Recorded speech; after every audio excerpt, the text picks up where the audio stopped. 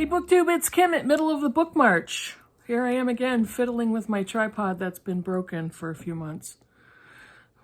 Yes, the new one is coming along with the stupid ring light. Anyway, this is the video you've all been waiting for. This is my top 10 list of the best reads of 2021. And I have said in a previous video that I'm not going to concentrate so much on the negative reviews and the books that I hated, because over the last year, I've been really transparent about it and very clear over which books I absolutely hated. So let's concentrate on the positive today, shall we? Now, I have 10 books and I have one honorable mention, because the honorable mention was the 10th book. However, just in the past few days, it got bumped, and you'll know why. My honorable mention from 2021 of the best of the year is The Sound of a Wild Snail Eating by Elizabeth Tova Bailey. I thought this book was so charming because this is the story, it's nonfiction, the story of Bailey, who was diagnosed with a chronic illness, a debilitating illness, and she was bedbound. And a friend of hers brought her a violet plant for her to put on her bedside table, something pretty to look at and something, very colorful. And in the span of time that her friend brought the plant over, and it didn't take very long, Bailey noticed a snail in the plant. And she started observing this rogue snail, just one. And all of a sudden, this became maybe not an obsession, but it was mostly her only company. And she started to watch the snail. There were times she could barely sit up in bed. She had an issue with vertigo and balance, and she could barely stand to sit.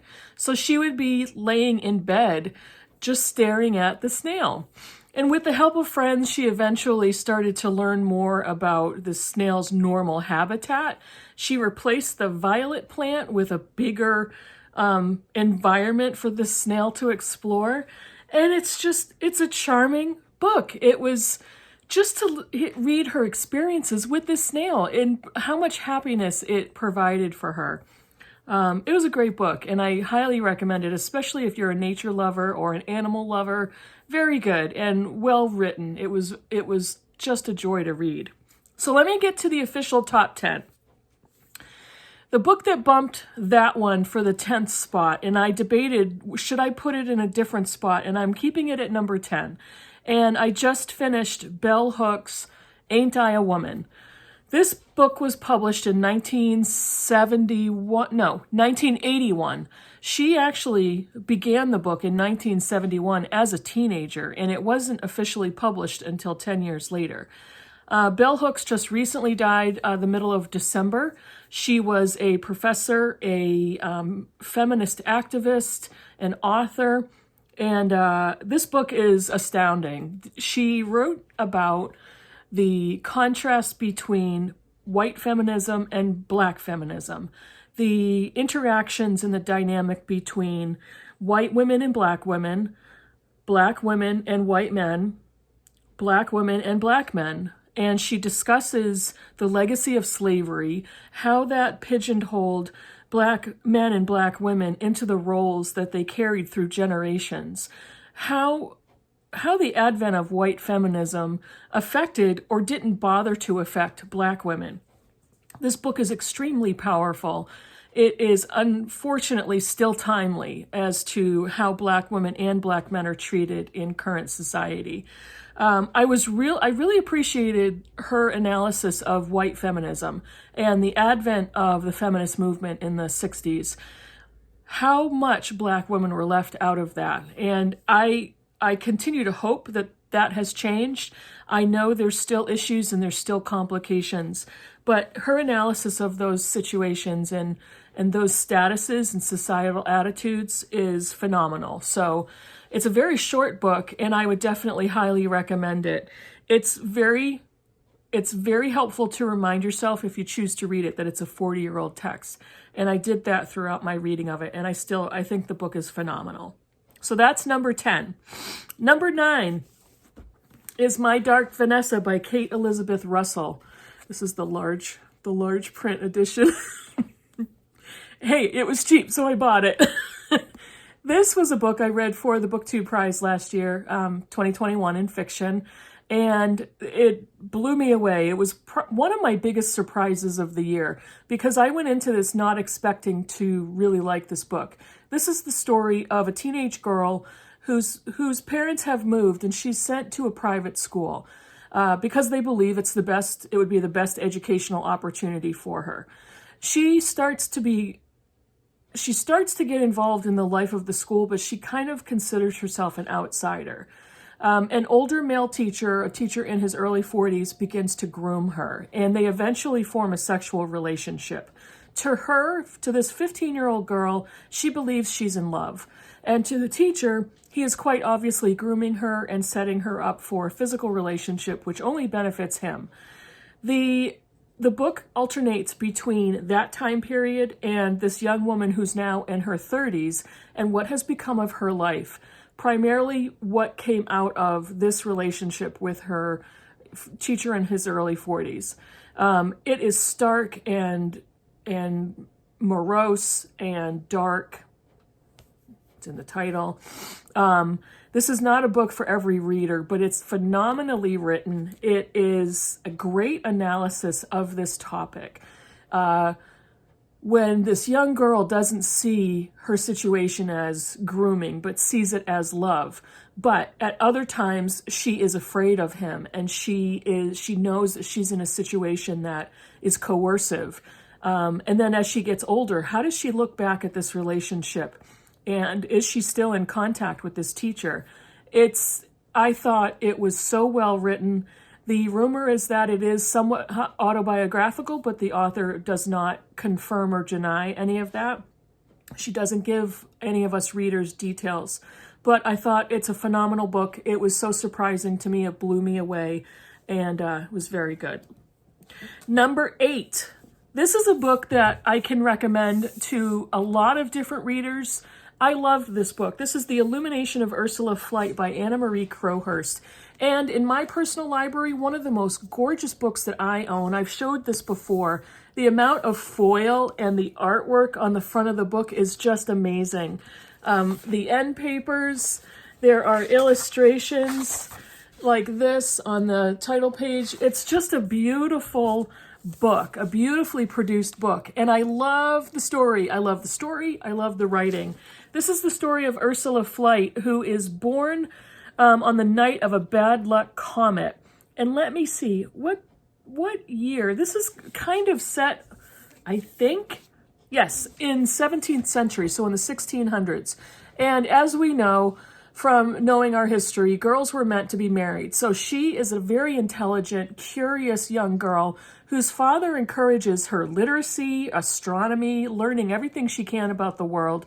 And her mother is getting her ready to be married off and gotten rid of because she's become a burden in the household. That's what girls were thought of in the 1600s. So this is Ursula's story about how and when she makes those changes for herself, when she gains agency over her own life, what happens to her when she's married off. It is such a well-written, fantastical, relationship-driven story, coming of age. It is just so glorious. It comes to a specific climax, and it's just wonderful. I loved this book. It's a great book to recommend if you enjoy reading historical fiction and Victorian fiction or earlier. You would probably love this book. I definitely recommend. This is stupid because I recommend this entire pile of books. They are all 5-star books. Are they? They are. All of these books I gave 5 stars to on Goodreads. So there's not a bad book in this pile. The next one, number 7, is a reread, and this is 1984 by George Orwell. Terrifying. This is terrifying how timely and how current and how applicable this entire book is to our current political situation. It's dystopian. It was written by George Orwell in, I'm getting there, 1949, I think. But I mean, I read this in high school in 1984, and it blew me away. this was scarier reading it this past year. I don't know, Orwell was a visionary. And for him to write these thoughts down in this novel, it's terrifying. And what the government can do to your mind and what the government does in order to form your thoughts and to drive your actions and your thoughts purely for the benefit of an authoritarian, totalitarian government. Scary much? This is not a gory book. There's a few moments where it's like, oh my gosh, I can't read this. But it's one of the scariest books I've ever read. So if you've never read 1984, pick it up. Pick it up. Number 6, Hurricane Season by Fernanda Melchor. This is translated from the Spanish by Sophie Hughes. This is a gruesome, dark, violent book, slim novel about a town witch in Mexico who has found murdered in a culvert, and how she was found there, how she ended up there, what was her life like before then. And it is just so violent and gruesome and so incredibly well written. Melchor wanted to write a nonfiction expose about femicide in Mexico, but she soon realized and was wary of the fact that had she done research into the statistics of femicide in Mexico, she probably would have been disappeared or killed outright. And she is a journalist, so she wrote a novel.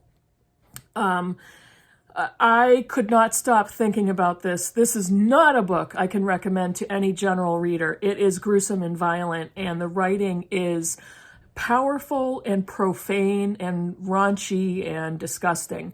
But the talent that comes through the writing is obvious.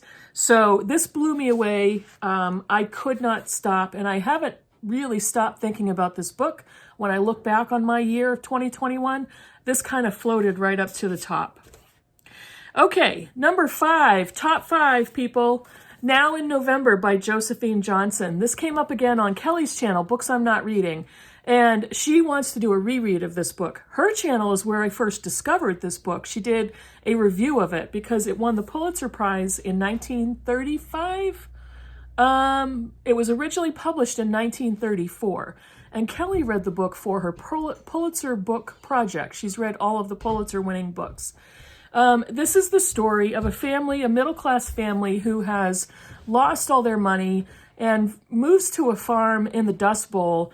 And during the Depression, what happens to them? What happens to the family? How stark and brutal the environment is? What happens to the family dynamic? Does this bring the family together or pull them apart? The writing is so exquisite. It is beautiful and masterful. And this is Josephine Johnson's very first novel, which she wrote when she was in her early 20s, I believe. It is a gorgeous book. Kelly and I had a commenter ask me about this book and if it was similar to The Grapes of Wrath. The setting is similar, but it's very different in tone and style and in story. But The Grapes of Wrath is one of my favorite classics of all time. This is a gorgeous book, and Kelly and I briefly talked about rereading it together sometime in 2022, and hopefully we will get to that, but I highly recommend this book if you want to read just gorgeous writing and gorgeous setting and character setting, character growth and development. It is a beautiful book. I wish more people would read it, and Kelly has said that several times. Number 4. This is Blanket Toss Under Midnight Sun, Paul Tsitsikwasis. And this is the story from 2015. Tsitsikwasis is a writer and a journalist, and he was struggling with the story about Canada's Truth and Reconciliation Commission report on the residential school system in Canada. And quite honestly, I never even heard about this or knew about this before discovering this book from Shawn the Book Maniac. This is kind of a photographic documentation of Métis and Inuit communities from the 20s through the 70s, First Nation communities. His mother, I think it's his mother, survived residential schools from Canada, and he embarked on this project. It's a beautiful book.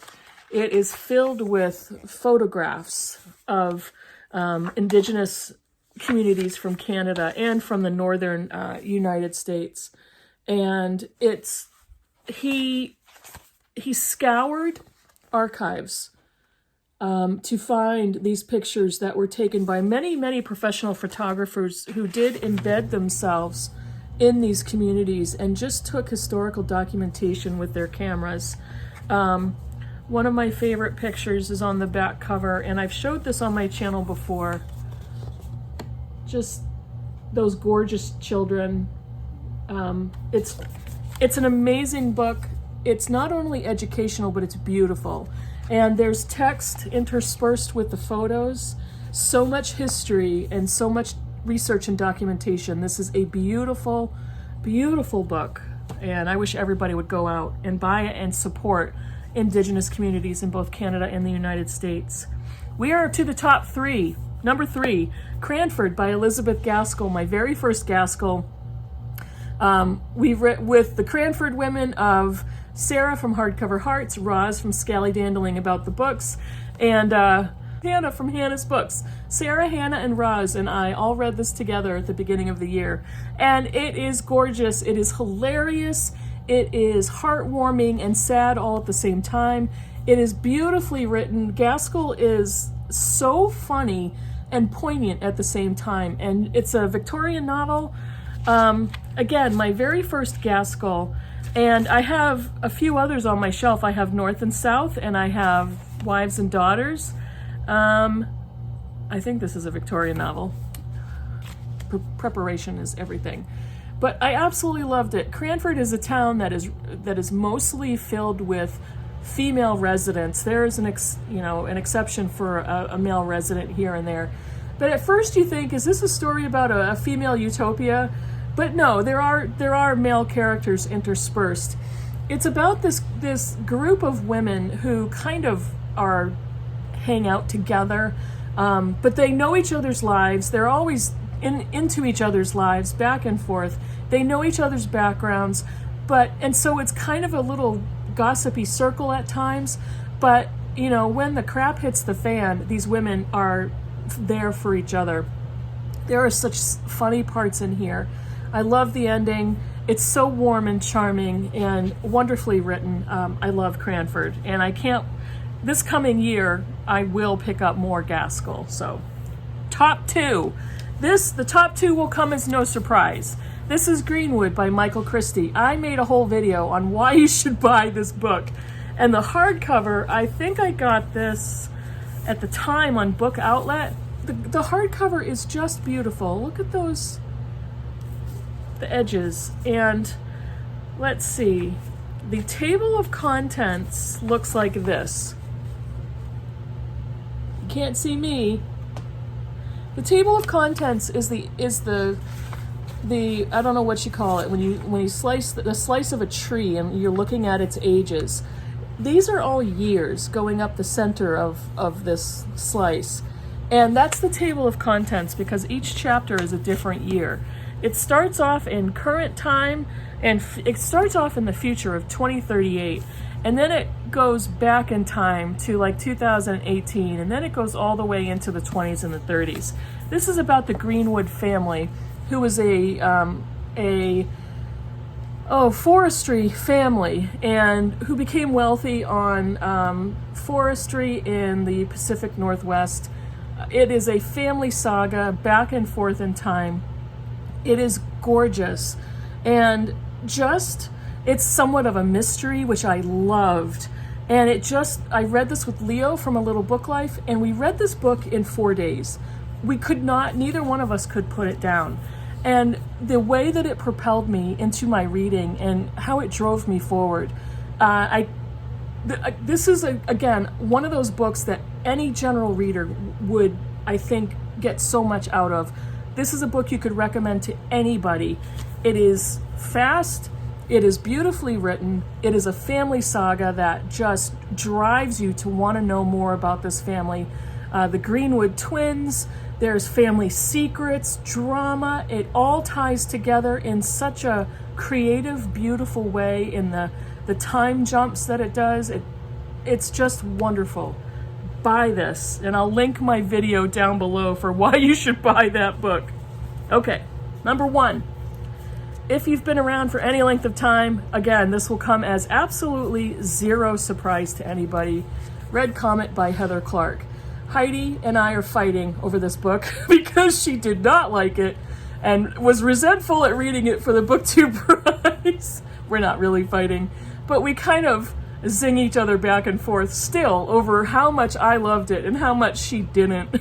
And this is The Short Life and Blazing Art of Sylvia Plath, written by Heather Clark. It is a 944 page book that I read, I think in the span of a month. Crazy.